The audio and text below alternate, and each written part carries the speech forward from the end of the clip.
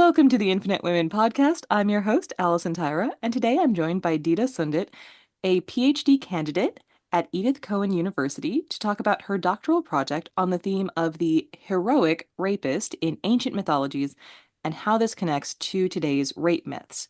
So, first, you want to tell us a bit about your project. It's a creative PhD. So it's 50% creative work and 50% research.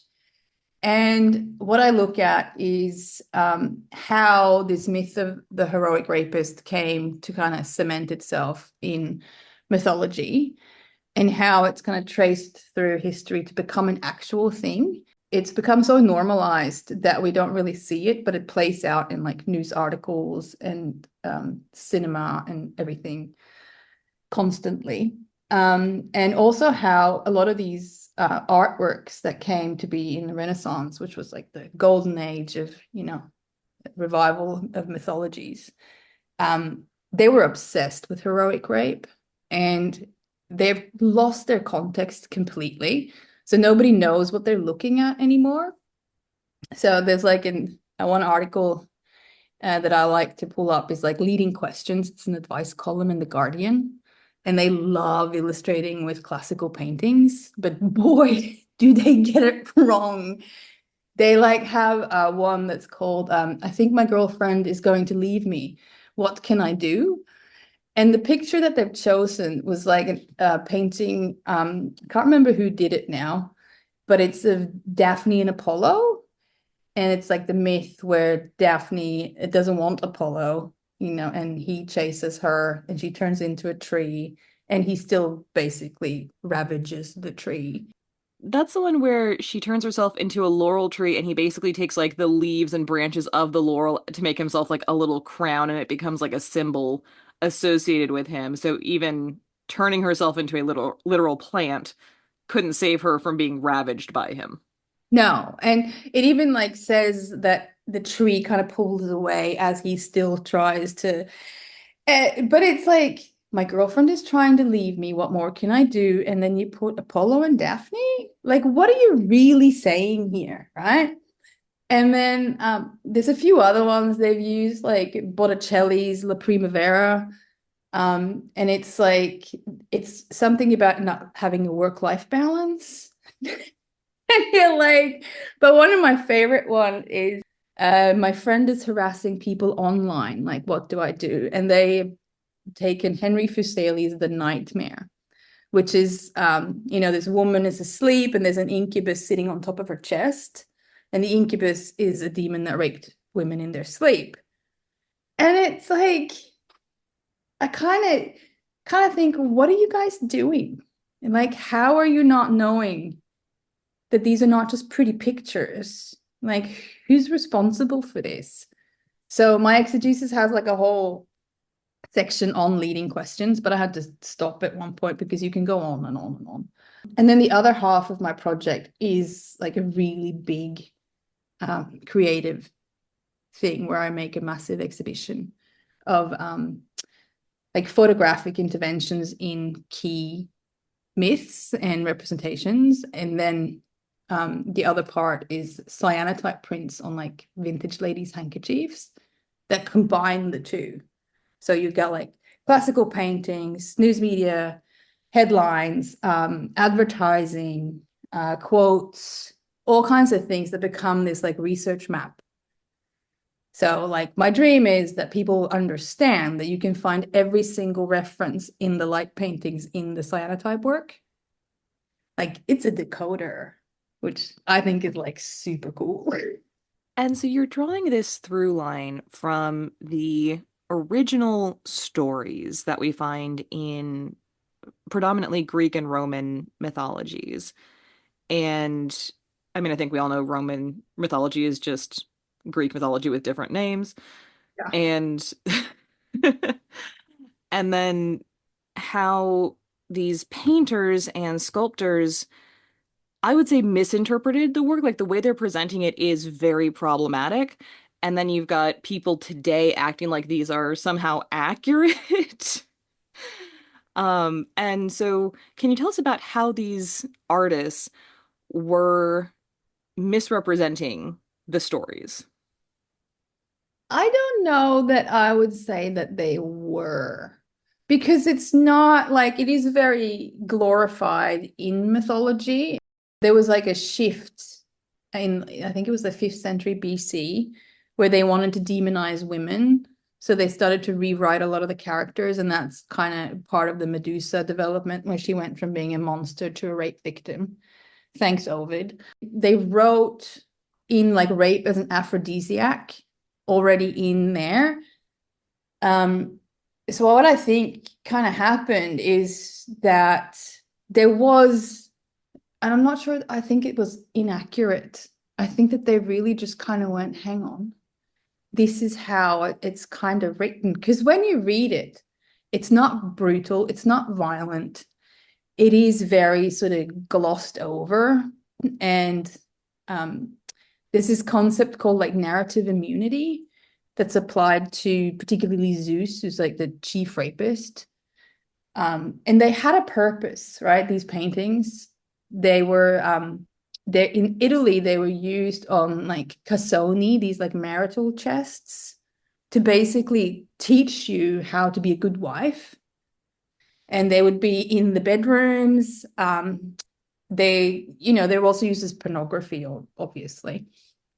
But it was mostly for like the aristocrats, and that's who ordered them. And I'm sure that they had a particular way that they wanted them. But yeah, I'm not sure I would say that they misrepresented it. I would say that kind of more comes when the historians and the art critics, they are the ones where the biggest misrepresentation happens, which John Berger called like cultural mystification, just basically where you start talking about brushstrokes and all these fancy pantsy things instead of what's actually there, and then that's how rape becomes seduction and all of these manners of things. But yeah, I'm sure women didn't just lie down next to the streams with their bosoms open. So there's a certain amount of misrepresentation, but Even if they did, it's not an invitation, people. no.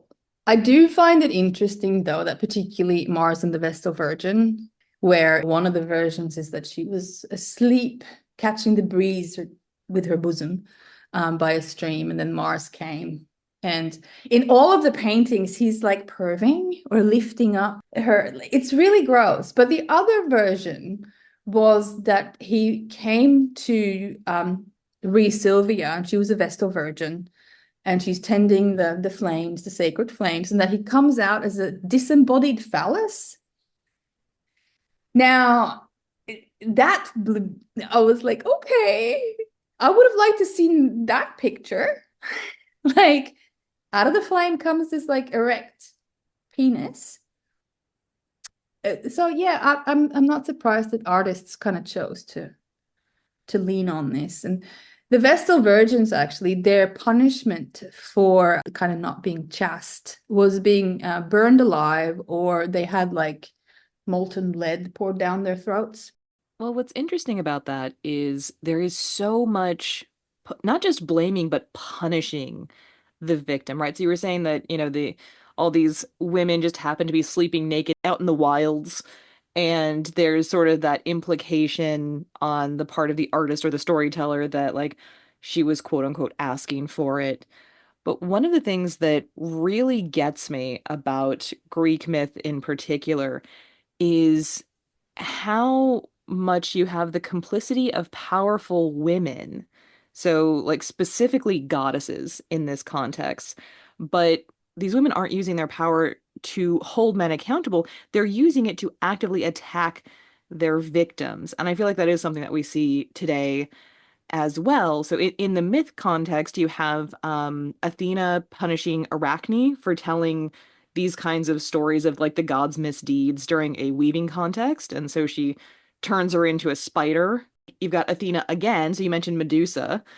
Athena sends Perseus after Medusa, after Athena herself made Medusa into this dangerous quote unquote monster because she was raped. So she was raped by Poseidon in Athena's temple. Athena's mad, and rather than being mad at Poseidon, she punishes Medusa and then sends someone to kill her.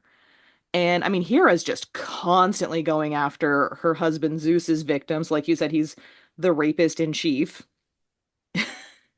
And then even so when we're talking about like the Vestal Virgins being punished for no longer being chaste, there's also a myth where Artemis was famously like the virgin huntress, and she turned her attendant Callisto into a bear as punishment for breaking her vow of chastity after she was raped by again Zeus, and then again Hera causes Callisto to be mistaken by Artemis for a real bear. And so Artemis ends up killing her by accident through these machinations of Hera.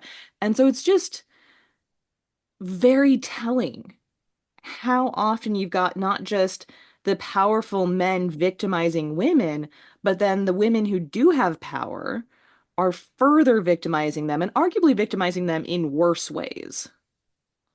Well, I think it's really important to remember, though, that all of these texts were written by men for men. They did not view women very well back in the day. Aristotle was a famous misogynist. Hesiod before kind of Ovid and all of these people basically declared women was the curse sent upon men from Zeus because Prometheus, I think it was, shared the gift of fire. Hera, I don't know what they're thinking there. Maybe they're idealizing the jealous wife. Myth is very far from truth, I think. Although most ancient people really wanted to believe that it did have something to it. It was very important that they're descended from the gods, um, which is why a lot of these rapes and the trauma is kind of just neglected. It's like, oh, but yes, she went on to give birth to heroes like Romulus and Remus, founded Rome, right? So it doesn't matter that Rhea Silvia was raped. She's fine. Very often they could also get like reintegrated into society because they gave birth to a hero, which makes no sense when you think about it, because there's a certain amount of time passed from giving birth to like becoming a hero. What happens in that gap? But yeah, well, the Amazons were, I like the Amazons. They were like the one thing that the Greeks feared the most. I quite like that. But they were into all kinds of weird stuff, like the pederasty. The myth of Ganymede is quite awful. And speaking of artists, like Rembrandt has a famous rendition of Ganymede, which I can't get over it. It's the Zeus as an eagle comes and grabs Ganymede, and Rembrandt has chosen to depict him as a baby. So he is a crying baby urinating as he's being carried away by an eagle. So, Ganymede was to be the cupbearer for the gods and Zeus's quote unquote lover. But Rembrandt then reads this myth and goes, oh, yeah, I'm going to turn him into a baby that urinates. Like, you gotta wonder, right? Like, are these people, were they okay?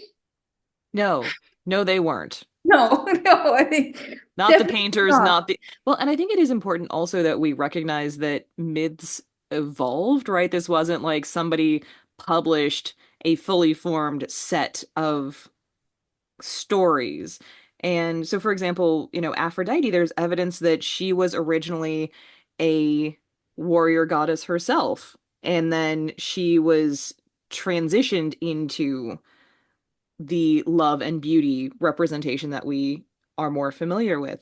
And the same is true, I think, of a lot of different religions, but also how we tell our stories reflects who's in power at any given time. And when we say like Greek mythology, we're actually talking about a bunch of different civilizations. Like the Spartans and the Athenians were two different cultures. And Yeah. so it is funny anytime somebody tries to say like, oh, that's not how the story goes.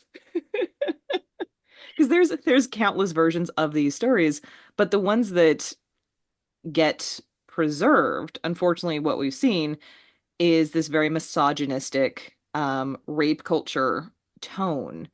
And so when we're looking at a rape by the heroic male figure that is presented as like, oh, it's fine. And in the paintings, you talk about how the victims are rarely, if ever, presented as scared, angry, harmed by this, nobody showing the aftermath. And I'm just curious in terms of what is the point? Is it purely reproductive in order to say, okay, this is how this hero came about, and the gods are just such awful people that they couldn't possibly seduce a woman, just by being cool? Oh, I definitely don't think that's what they're trying to say because they want the gods to be revered. Um, it's about conquest, right? And there's theories that there was like this ritualistic initiation. So it almost becomes that. And if you look at like through history, you can see this kind of comes up as a theme again, like young men going out gallivanting or whatever you call it, and rape as like an introduction to manhood. It was Ovid in like Ars Amatoria, who basically, wrote, it's like it's the ultimate rapist charter, is what Helen Morales calls it, where he says that you should take the mythological resistance of women as like validation that she really wants it, like no means yes. So it's all written in there. And then they had all these like sick beliefs that you couldn't rape a sleeping woman. You like the vagina had ways of doing all kinds of things. So yeah, I definitely don't think they wanted to show the gods as depraved. They wanted to, they believed, when I say they, like obviously lots of people, long time frame, that men were closer to gods and women are closer to nature and animalistic, like they're untamed and they need to be tamed, um, put in their place, so to speak. That's So, why they keep getting turned into animals. yeah, but they got off on this stuff. It was an aphrodisiac. It's like one of the symbols that they used in painting was that they would have her hair disheveled, or like gripping of the wrist was also another symbol for rape and sexual violation. And the only good rape victim, if you can say good, was a dead one, like Lucretia. If you took your life afterwards, then you were a good rape victim. The patriarchy approves. So again, we're coming back to that the quote unquote happy ending is the victim gets further victimized. Yeah, pretty much. But then it was Susan Brown Miller is the one who kind of termed this myth of the heroic rapist, and she kind of really put a name on it. But when I was doing research, I stumbled upon, as you do, um, Joseph Campbell and his like the monomyths, and in there he, without kind of outing him, kind of identifies the figure of the heroic rapist before Susan Brown Miller, where he wants to kind of say, oh no, it can both men and women can be the hero and blah blah blah. But the woman is the goal. And there is this quote, and I don't remember how it goes now, but it's about the man taking the woman or the goddess to bed, whether she will or not. And like, bam, there you have it. And then a few years later, Susan Brown Miller comes along and she kind of puts it all in context, but she completely dismisses mythology, though. She's like, oh, it's got nothing to do with real life. We got to look at like war and all of this stuff, which is also true, but also not. Because, we've made these things into pillars of Western culture. Like, they're masterpieces, they're triumphs of human evolution. And I don't think that we can dismiss the impact of that. Susan Brown Miller, though, is a very problematic figure, I gotta say. Yeah, we're not idealizing her. And so it sounds like what we're really talking about here is male entitlement and the entitlement of the powerful to do whatever they want and take whatever they want from anyone who is perceived as weaker. And to me, that really sounds like toxic masculinity, that obviously we still see today, but it is very much that idea of not just that men are entitled to whatever they want, but that dehumanizing of women because of male supremacy and this idea that men are so sex obsessed. This idea that they can't control themselves, that again, that they are entitled to sex. This all just feels like some toxic masculinity incel bullshit. Oh yeah, very much so. Like definitely. It's it's just scary that it was put forward as this very natural, the natural order of things. Like this is how we roll. This is, I'm the man. I've got the testicles. And women have already always been feared, right? Because we can grow and give and sustain life. We see time and time again how patriarchy as a system really does, they don't particularly enjoy older women. Older women are demonized. And I think you reached a point in your life where you see through all the bullshit and you're like, hang on. And like that's very scary, right? When you're used to being able to gaslight people and say, oh, these things are important. And then they come to a certain kind of age where other people's opinions stop mattering as much. And you come into yourself in a bit of a different way. And like most women I know have gone, hang on, and they find it incredibly intimidating. Like, which is why I kind of think you see older men going for younger women time and time again. They're easier to gaslight, they're easier to control. Um, Plus, you have the whole beauty and youth myth that we're only really um, attractive when we're young and perky before things start going south or whatever way it is that they go. It's Australia. I think they go north because we're on the other side of the. Yeah. Well, I'm from Norway, so I'll pretend that I'm there and then they go down. They go down. So we've touched on a couple of these myths that we're seeing in these through lines. So the idea that, women are to blame for tempting men, men can't be expected to control themselves, men's potential is more important than the harm that they inflict on women, which we still see, presented as an argument today.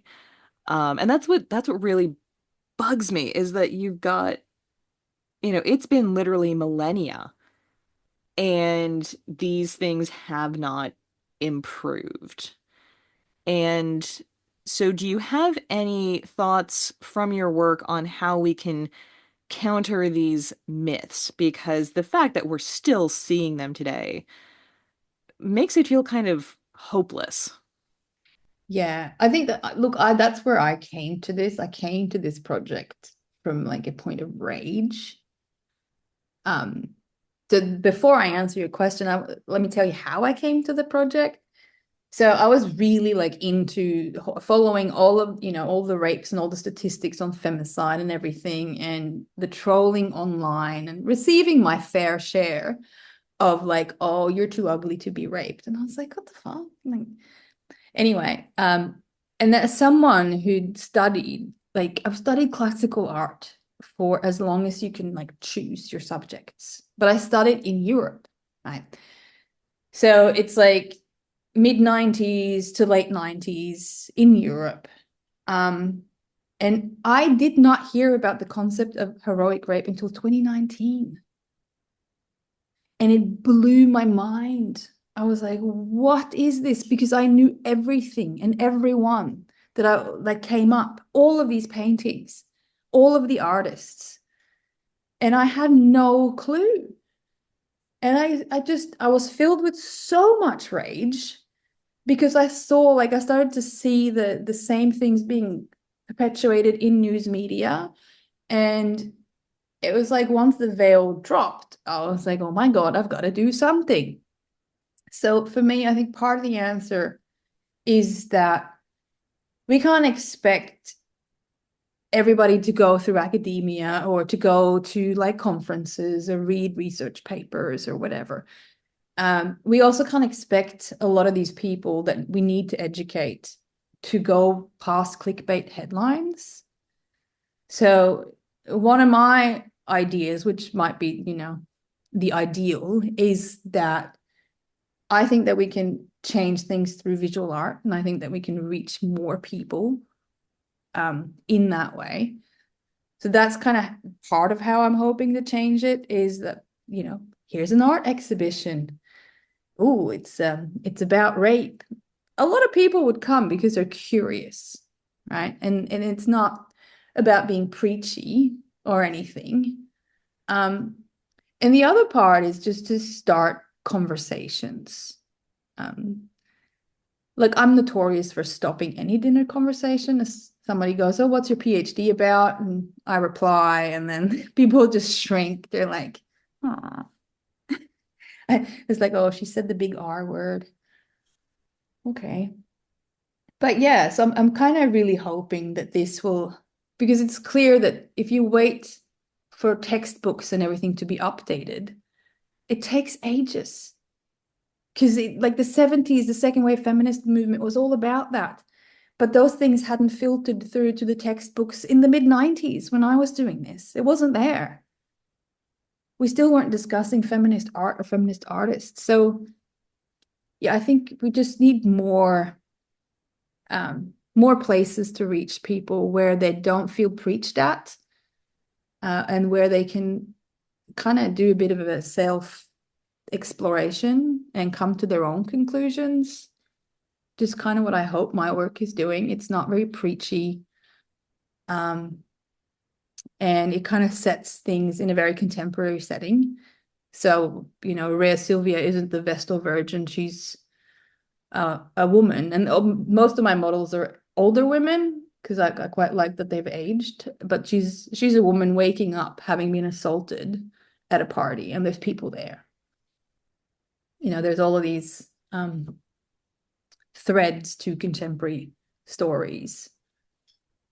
But yeah, as far as what do we do, um, speak louder and more often, close down every dinner conversation.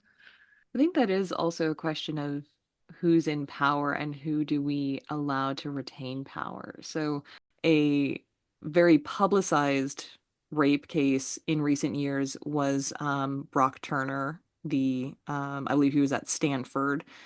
And Yeah. this is an example where, everyone's talking about, oh, but he had such a promising future. Yeah, and he also raped a woman while she was unconscious. And one of the reasons it even got to trial was because two other men came across the scene, stopped him, held him, and were able to, testify as witnesses. Like if it wasn't for them, it almost certainly would never have made it to court. No, because she had no memory of it. Yeah.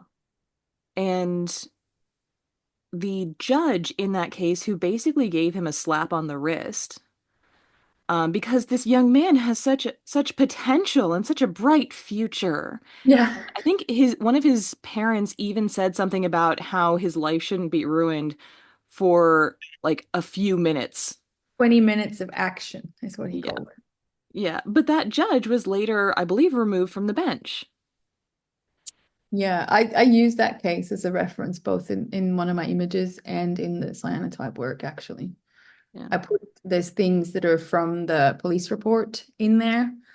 But it's such a common experience, Mhm. unfortunately. But there was what's the other one? Steubenville, which is really gross. Where this woman, they've got photo evidence, they've got people recording videos of kind of saying, "Oh, she's so raped right now." They're having like a conversation about what's going on.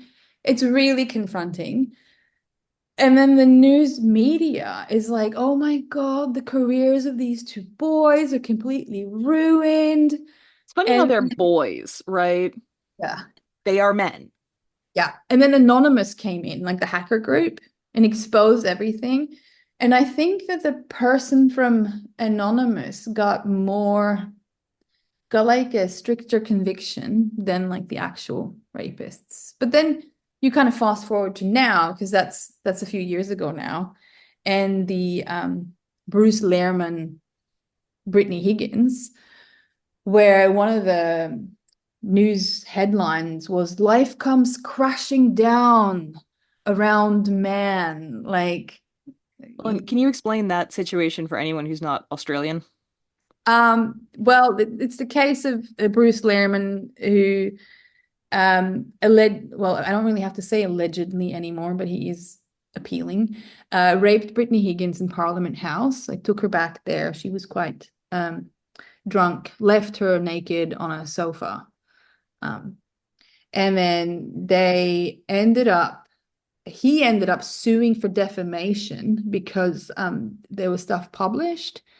And then the judge found on the balance of probabilities that he was indeed guilty. He is now appealing that.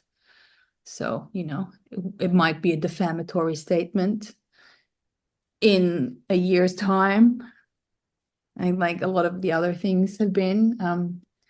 It's the new weapon of choice now is appeal until you win, until you wear the victim down. Yeah, so what we're saying is systems of power that were meant to protect particularly wealthy white men doing their job. And this is one of the things that when we talk about like racism among police forces and that sort of thing, where it's like, no, the system is doing what the system was built to do. The system was fundamentally flawed in the first place. It's not a what is like, it's not a bug, it's a feature. Oh yeah.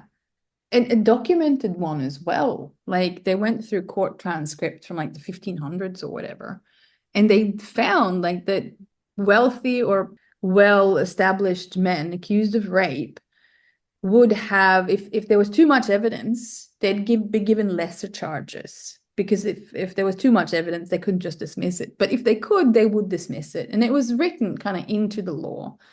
But then you also had medicine as well, kind of saying, "Oh, but you can't actually do that. It's not possible to rape a woman when she's sleeping. It's not possible to overpower her. It's not." So, like, this is where you had that whole like a hue and a cry, right? The evidence you had to present to court, like you had to present right away. You had to be visibly bruised or violated. It had to be hysterical, but not too hysterical, obviously, because then you probably have hysteria.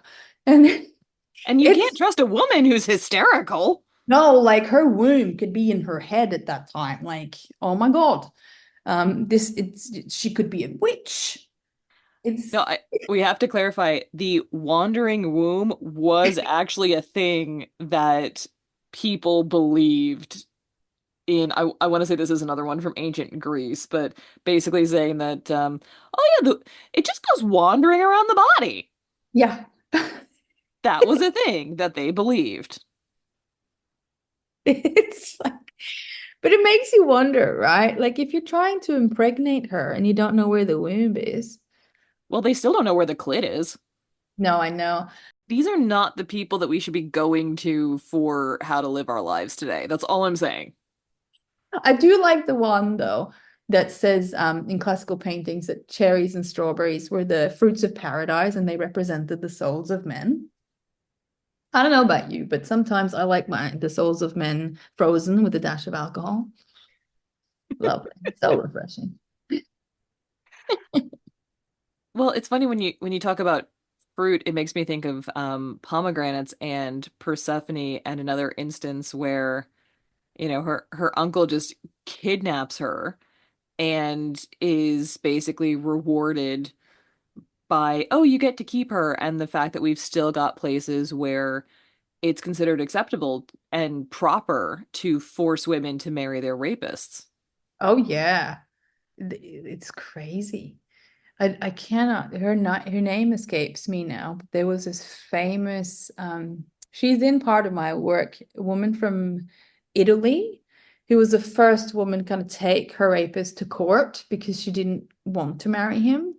And he staged this like massive kidnapping with a group of dudes who helped him out, kidnapped her, took her and locked her up somewhere and kept raping her because then, she had to marry him. That was what he wanted. And she Franca Viola, she took him to court and won. So she's like become this very sort of feminist icon. Um, because it's absurd, right? Well, but you see that today with Giselle Pellicot in France. And for anyone who's not familiar with the case, this is again an older woman. I believe she's in her 70s, Oh but yeah. it came out that her husband had been drugging her and allowing men to rape her while she was unconscious for years. Like I think this was actually like hundreds of men. Yeah. And it took that long for this to come to court. And it's obviously a huge scandal. But the fact that not just that her husband was doing this to her, but again, that the fact that it was a widespread conspiracy. There was a website. There was an actual recruitment website. So there would have been people that didn't want to do it, that still kind of said nothing. And when you see these um social experiments that are videos on online. I saw one yesterday which is about drink spiking. And there was like two men who sat there and kind of chuckled. They're like, oh. And then there was like the woman, and she got up and knocked over the glass. But yeah, it's like the bystander is equally problematic in these cases. It's like, oh well, it's not about me. I mean, I'm sure she was asking for it. All women want to be raped. Lots of rape myths there. But yeah, they still argue that they didn't really think it was rape. Um, that case is just absolutely awful. And the problem I also think is that we know Giselle Pellicot's face, but the other people, the other men, we don't.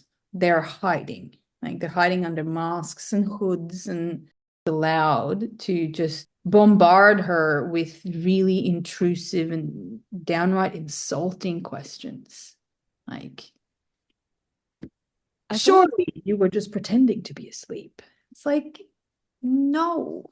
who would choose to put themselves through like that's always the most insane thing when people try to claim that victims are lying, which yes, I'm not saying that that never happens, but statistically it is incredibly low. And the idea that Giselle Pellicot, why would she lie about this? Like genuinely, the everything that she has been going through, not just being victimized, but again being re-victimized. Like it's just so stupid. And I saw this really interesting visualization of rape culture, where the top section is a white box next to a red box. And it's what a lot of people think rape culture is. And so, like, the white box is all the good men, and the red box is the rapists. The deviance. Yeah. But then the second section is a more gradient. So you've got white and red, but then all these different shades of pink in the middle. And so you've still got either extreme, but then you've got like the apologists, right? The people who will actively protect them, or the ones who say, "Oh, maybe you misunderstood." And oh, it probably wasn't that bad. Like, how do we know she is telling the truth? Or, she was asking for it because she got drunk and was wearing a short skirt. And so you see all of these people who are contributing to it, even if they aren't actively the harasser. So like you were saying, like not just the bystanders, but then they become an active participant. By like bystanding is not a passive act. You are making a choice. Oh yeah, definitely. And then the people who actively stand up and say, we shouldn't ruin my son's life because of 20 minutes. But this comes back down to like the rape myth again, right? So the heroic rape myth is dependent on the other side, which is the deviant. And that is that there's only depraved men, evil. I really don't like it when they use the word evil and monster because like they're just men. They're not evil, they're not monsters. And God forbid they have any kind of diagnosis because then that is front and center immediately, particularly if they're neurodivergent. And I cannot state how much this annoys me because there is nothing about it could be depression or being autistic. None of those things means that you are more prone to rape someone. It's just there's no evidence for that. So uh, the news media loves to kind of create this like stereotypical poster boy for the evil, depraved rapist, lurker in the bushes, attacks women on the streets, stalks them. All of these terrible things, which, yes, they are terrible, but that doesn't mean that when your husband rapes you in the bedroom, that that's any less terrible. Like it's the good bloke defense. And then it goes back to that narrative immunity, which is particularly applicable for like sports athletes and stuff, where they have groups that they put the women in, the groupie, the gold digger, woman scorned. And once you kind of become aware of this and you start reading the stories, you're like, oh, there was this guy called Risk Kember. I think he's a BMX champion. I use quotation marks. They used the word champion like 4 times. It was in the headline, it was in the text underneath the picture, and then 2 more times in like the introduction to the story of how he gave young girls alcohol and basically was trying to procure underage teens, right?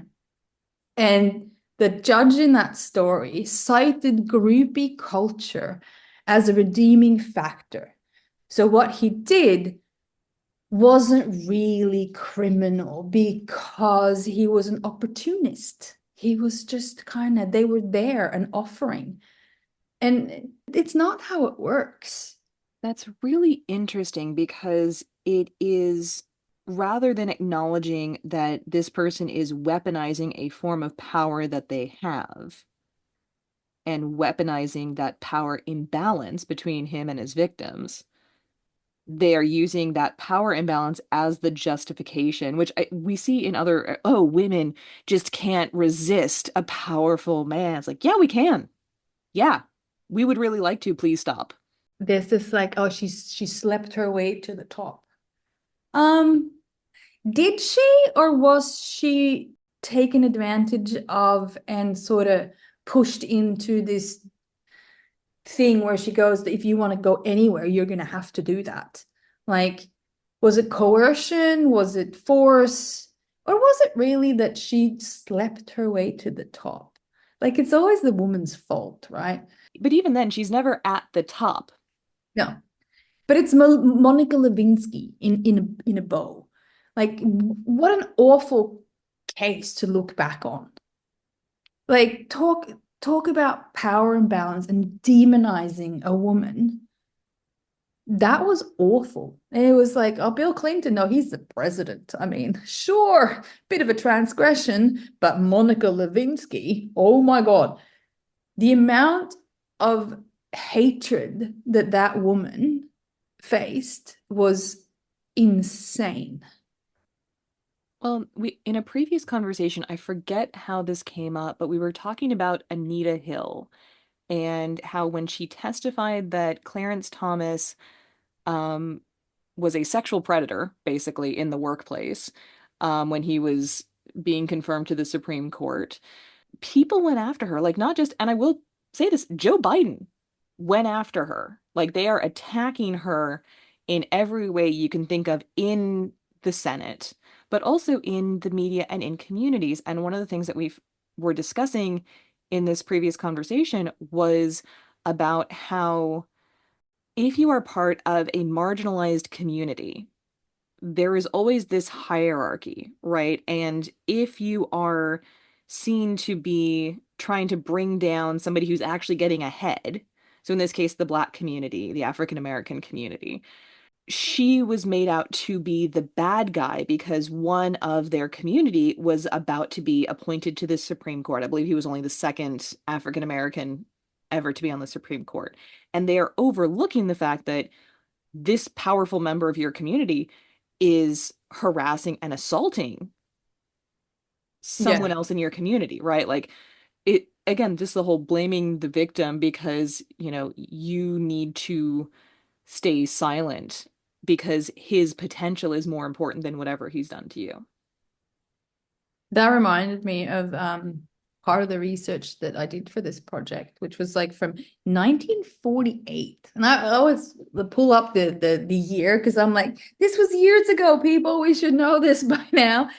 And it was by Dr. Orrin E. Clapp, who kind of said that people's loyalty to a hero is generally superior of truth, and they will vigorously defend them. Which I kind of think is like, yep, very much so. And he also goes into like who do we think are heroes? Um, and we do that besides like superheroes, in real life, we identify people in power or people with authority. It could be the priest, it could be the school teacher, it could be the president. The incel culture used to be on the out, like in the periphery, right? It was there, but it was shrouded in mystery and darkness. And now it's kind of accepted. Mm. Incels are becoming coming into mainstream. Misogyny is, we now have what we call misogyny influencers. Like, how scary is that? Well, but the thing about the changes that we're seeing in the US is that this has been a natural progression, right? Like this even the cult of celebrity. We elected Ronald Reagan, who did a lot of awful things that we're still feeling the consequences today. We elected an actor to the White House. And that happened decades ago, right? Like people who act like the Orange Menace is some phenomenon out of nowhere. Like, no, it has all been building to this. The overturning of Roe v. Wade, they've been working on that for decades. And Hmm. so I don't buy this whole idea that this just came out of nowhere.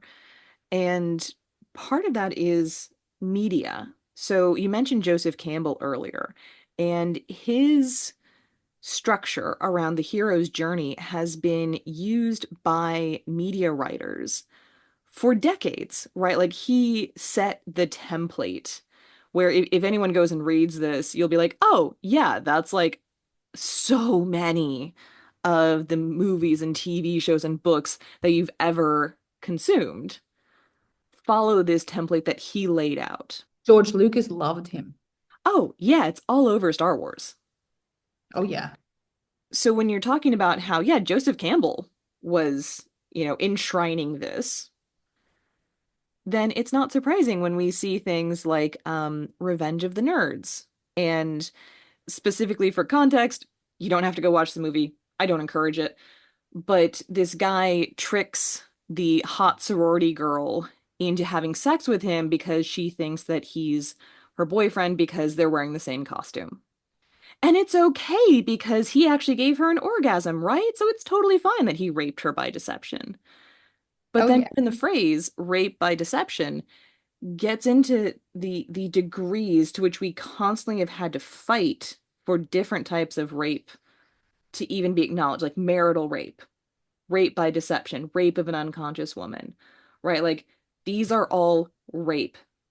And yet, even getting legislators and judges and police to acknowledge that is Mm. just seems like this constant battle. And right now it's about like digital spaces and like digital harassment and the real world consequences of that. So Well, no one really wants to talk about James Bond as a rapist, but Goldfinger and Pussy Galore, where, is trying to. he basically overpowers her and she submits. And Yeah, and she actually, was a Sean lesbian, was she not? yes, in the context of the film, yeah, it's like an all-female little society that they've created for themselves. But it's okay if the hero is persistent, right? Mm. Because No means yes, oh, you want to once we get started is this idea. And like as a woman, I've been presented with that myself. Like, oh, but you'll want to once we get into it. You might not want to now, but just let me force you for a few minutes, and I'm sure that you will get into it. And it's like, no. but that's also the idea that a woman who submits, who gives in, may be doing it for self-protection, right? Yeah. Like that guy's got a gun. I don't Or remember exactly how the scene played out, but I'm quite certain James Bond had a gun. what about this stereotype though of women kind of going they give in to get it over with? Mm, That's not consent though. yeah, That's like you get so tired of fighting that you're like, oh God, all right, whatever. Oh, blah. But it's like still that's coercion. It's oh just a yeah, degree of coercion. massively. And like we were saying, like sleeping her way to the top, if you are coercing a woman by withholding promotions, withholding salary increases, threatening their job, their livelihood, their ability to possibly like support their kids or just themselves, that's coercion. That is rape. Yeah. But I think, a lot of, and this is where I feel like a lot of men duck out of the conversation, is that it is very uncomfortable for most of them to come to terms with the definition of rape and sexual assault. And because most of them would have been to a certain degree guilty of it at some point or another because it was so normalized. Like, my almost 10-year-old daughter asked me recently, how would that kind of come to be normalized, Mum? And I had to give her, a kind of innocent but disturbing story. Not that those two things really go together, but from my own childhood, where I remembered, the older boys would, this is a bit graphic, basically whack you on the head with their penis. And I would get very upset. But then nobody else would be upset, right? So you are you're demonized for standing up for yourself. And this gradually kind of eats away at your resistance. It gradually gaslights you to the point when it becomes something else, you no longer stand up and say something because you have been convinced over time that what you're saying isn't right. Your experience of this isn't right. It's just a joke. But then if And you don't come forward, it's used against you anyway. yeah, and if I'd kind of stood up and said, no, that's sexual assault, people would go, whoa, stop exaggerating. Don't take it so seriously. Not that I knew at the time what sexual assault was, but I knew it was wrong. But this whole complicitness of everyone else, right? And that's something that I think about a lot, actually, is this whole um, kind of societal gaslighting of victims, of people who speak out about something and people erode their confidence or their belief in their own truth. And it's extremely disturbing. But then, we have movies like Ace Ventura and like comedy movies, particularly with Jim Carrey, where rape is again a plot device and it's for humor. It's funny, right? And it's like it's really not. And how did we ever accept that? Well, especially even today, because I mean, these Ventura movies were over 20 years ago at this point. But even today, I was watching something about how in the show The Boys, sexual assault on a male character is used for laughs. It's not treated seriously. It's not treated the way you would expect if the victim were female. And similarly, in the Me Too movement, you had people like Terry Crews, who is a very large former athlete, muscular black man. And he was talking about having, I believe it was an agent, grab his crotch at an event. And so he came out and talked publicly about like that is sexual assault. And people were having a go at him because I think it's very much that the idea that even men can be vulnerable Yeah. shifts that dynamic. And so I actually wouldn't be surprised if they go after men who talk about being victimized harder than they go after women. I don't know that for sure. I'm not saying that that is statistically true, but psychologically, I would not be surprised. But a lot of men aren't even allowed to frame their experience as rape, right? It's if something happens to a guy at a party when he's passed out, and this is like it reminds me of these horrible stories that I grew up with of, boys falling asleep at parties and then waking up with like toothbrushes in their anus and like really graphic things that were portrayed as just jokes. So I remember when I was getting married, I was terrified of the box night because of all of the stories I'd heard of like sexual assault, and I mean of like the man, but also like, putting them on a train naked without a return ticket, like all of these horrendous things that were supposed to be like a rite of passage. And that just, because if you fall asleep, right, you're asking for it. Like it's very problematic. And like I don't know if this is just my personality, but I've always been the one to vigorously fight against those things.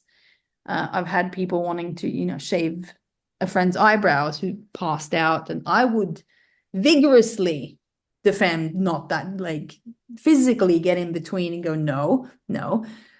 Uh, and like surely I'm not, more moral than the rest of people. Like I'm assuming that people know what they're doing is wrong. Join us next time on the Infinite Women podcast, and remember, well behaved women rarely make history.